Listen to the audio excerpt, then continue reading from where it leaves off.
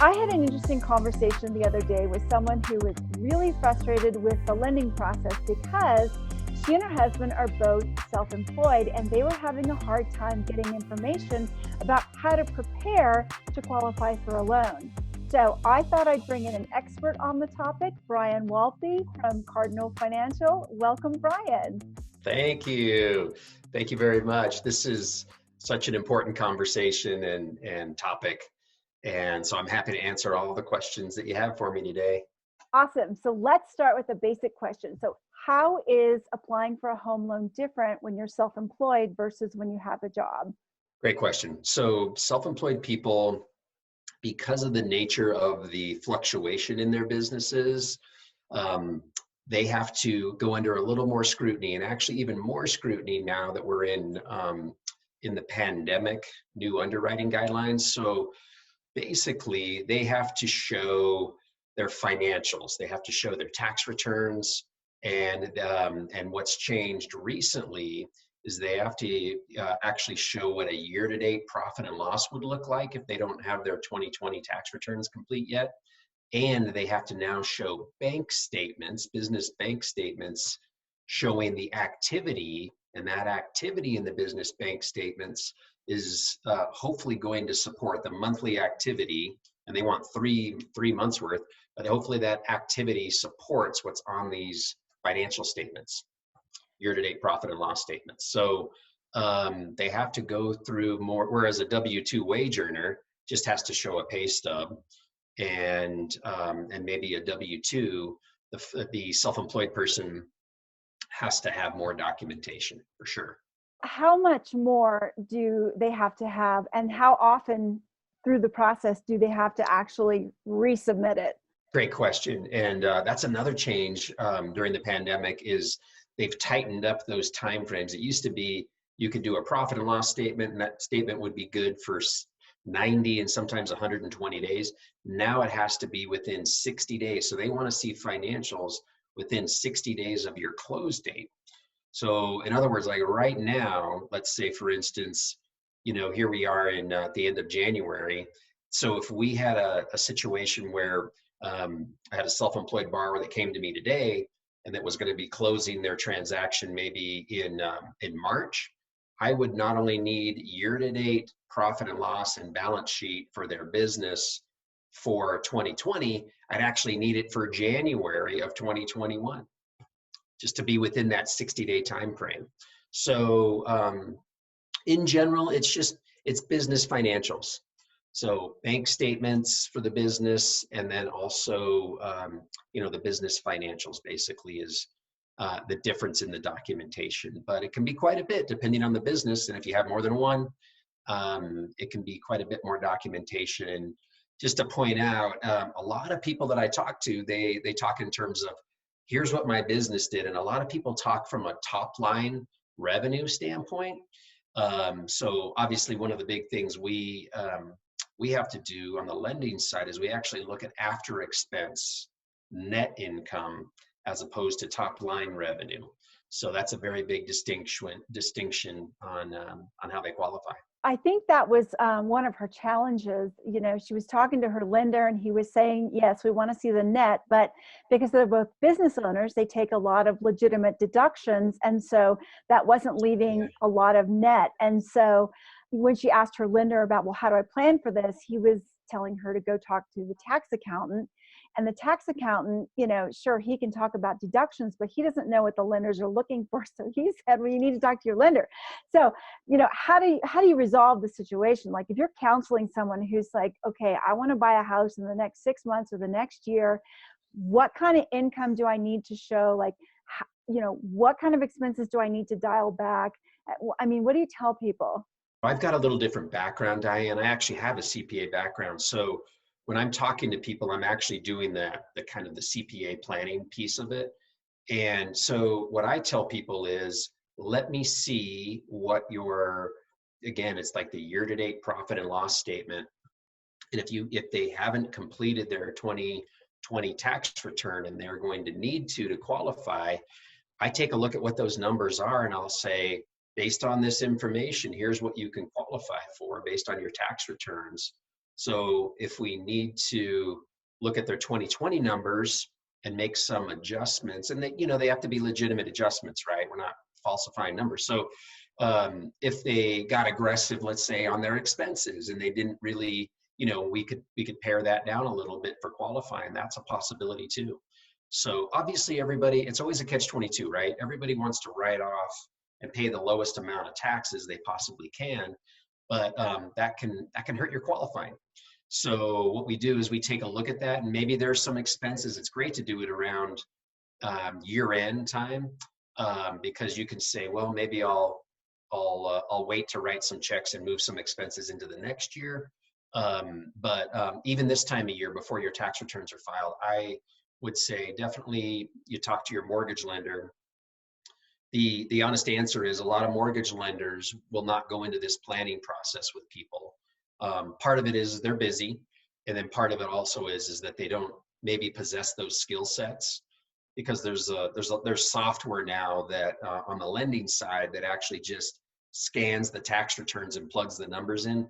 So it's really one of these environments now where some of the loan officers that are out there are not real skilled with how to advise a client. So just make sure you're talking, my advice would be make sure you're talking to someone that's a veteran that understands, basically the self-employed borrower.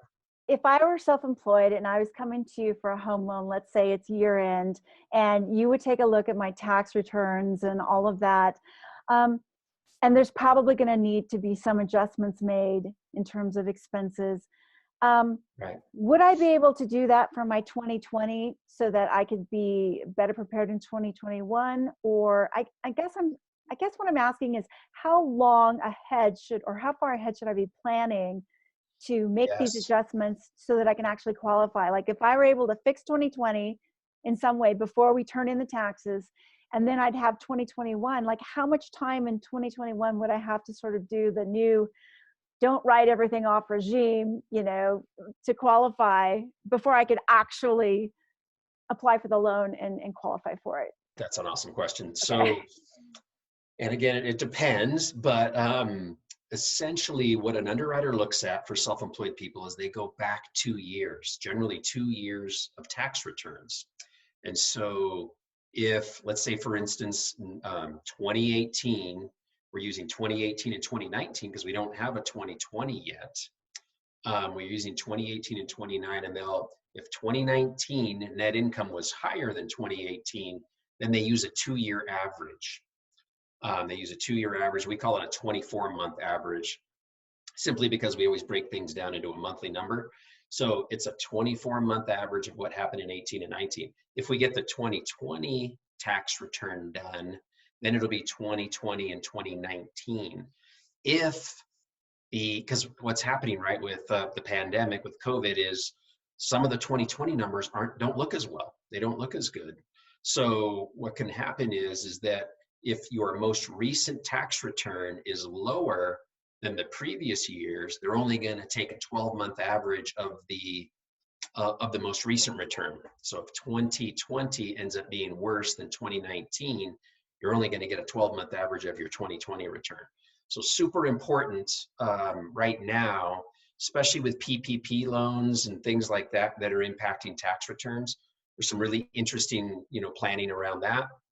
But the bottom line is, when you're asking about how far into 2020 do I plan, if you can get your 2020 tax return done, and that's a good tax return, then it's really just a function of, they'll look at your 2021 profit and loss. Let's say we're in June of 2021. They'll look at that profit and loss statement, and they want to know that you're at least on track to do the numbers from 2020. They want to know that you're, let's say, for instance, it's a company that made $100,000 in 2020 on the tax return net income. Then they want to make sure that 6 months in, if we're at the end of June, that you've at least have net income of $50,000 on the 2021 profit and loss statement. So that is, hope I didn't confuse you with all that, sorry. But so it's really tricky right now. They're really tracking almost on a monthly basis into the newest year. So from a planning purpose, you basically are always planning. So, and I know that's a strange concept, but you're always, if you know you want to be doing something, a refinance or a purchase, you're always, you're kind of keeping an eye on your financials. And I always tell people it's never too early to start that planning process. So I sometimes will engage and talk to people that are a year and a half out from buying something, and we just sort of have a conversation on a quarterly basis to get them to make sure they're in, they're in the right position when they're ready. Let me ask you about this idea. Let's say, as a business owner, I had a good 2018 and a good 2019, but my 2020 wasn't looking so great. Is it possible that I could apply now and just turn in those two tax returns? Would they still want to see something from 2020, or? They do Okay. want to still see something from 2020. So Okay. certainly that tax return is not, it's not, the 2020 tax return is not complete, but they do want to see your, what happened to you in 2020. 2020 is such an important year Yeah. with COVID that they, the assumption is that most businesses had some kind of an adjustment. Now, some actually did better, but some businesses didn't do as well. So it's unfortunate. And what we don't know, and here's the interesting thing I'm waiting to find out of how the underwriting guidelines might change for going forward, is that PPP loan is technically not income. So even though people have gotten the businesses have gotten a PPP loan, they are not really, when they do get a tax return, they don't put it on the revenue side. So, and it depends on your business because a portion of it could still be taxable, but they're not even putting it on the revenue side. It's sort of a footnote as of right now, and that might change. The accounting treatment might change, but my understanding is it's a footnote right now. So you could still have a loss of $100,000, but had a $200,000 PPP loan, where in my mind, it's like, well, wait a minute, that really nets out to $100,000 positive, right? Because I got this forgivable loan. I got this loan that got forgiven. And so we're waiting to find out. It's a little too early right now for the underwriting guidelines to change, but we're hoping that they're going to allow that PPP loan, because of all the hardships people are facing, to actually be counted, to be added back. I don't know what's going to happen on that, so that's to be determined. So it seems like for the self-employed, lenders are looking for consistent income. What else are they looking for to judge you money worthy? They are looking, one of the biggest things with self-employed people, and I can't overemphasize this enough, is that a lot of people, especially small business owners that own 100% of their businesses, or maybe have just one or two partners, they will, a lot of times they'll keep money, they'll keep assets in the business, big cash balance in the business, because they don't have anything else to do with it, right? I don't need to take a distribution right now because I don't need it. I don't need it to live on, or I'm fine. But what happens what happens often is that people, especially when they own 100% of the business, they're going to end up using those business assets for the down payment on a new purchase. And that can cause some stress for an underwriter, because they don't know that taking that money out of the business doesn't have a financial impact on the business. So sometimes it'll require a CPA letter that says this is not going to financially harm the business by taking these assets out. So the workaround on that, and again, this is all part of planning, is take the money out earlier. Get it into your bank, your personal bank account. We want the assets to be showing up in your personal bank account, and we want it to be seasoned in there for at least 2 months, to show it in the bank for 2 months, meaning if we were to deposit it in January, I'd want to see a bank statement for February and March, because that large deposit that went in January, I don't really want to see that bank statement. I just want to see it as if it was already in there for 2 months. So that's one of the biggest things, especially on the larger loans, on jumbo loans. There's all these liquidity tests and all these this extra work that happens when you are pulling money out of a business to use for whatever reason, but for that real estate transaction. So that's a biggie. Other than, showing your financials, Showing your business bank statements, another planning opportunity, right? If you have a month, let's say I needed 3 months of business bank statements, November, December, January, and December what happened to be, or November happened to be a very low month of revenue, we would have to, sometimes we go back and get additional bank statements to kind of prove out your that your revenue has been consistent. And some people have seasonal businesses, right? So so it just has to make sense. It has to make sense. If you have a business like in some markets, right, where you do a lot of your business in the summer months, then we may have to go back and show those summer months, the gross revenues on those summer months too. So, you know, basically, in a nutshell, the underwriter wants to really get a feel for the business and that it's doing well, that it's doing well, and they love to see that it grows in revenue. So as a self-employed person, it seems like you need to spend a lot of extra time lining up your ducks, getting them in a row. What is the minimum, I guess, qualifications that lenders are looking for to make this even worth their while? What is the minimum qualification for a lender? Yeah, I mean, there's a lot, it's like a lot of trouble to put all these things in a row. I mean, do you need a certain Yes. level of credit? Do you need a certain level of cash reserves? I mean, are there rules of Yeah. thumb? It depends on the kind of loan, the size of the loan, and which type of loan you're getting. Some don't need reserves.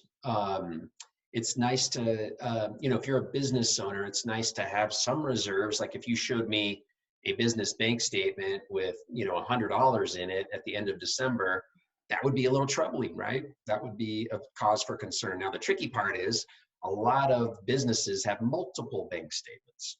So that's another thing. So if I could tell people one thing, and they move assets around, to know that, you know, keep you know, if you're going to apply for a loan and you're 100% owner of the business, keep some money in your operating account where the money comes in and then the checks go out. So and sometimes that happens in two different bank accounts. And but my point being, yeah, if you're self-employed, the one thing I can say is that if you are considering buying something, talk to a lender as soon as you possibly can to start that planning process, just to have the conversation.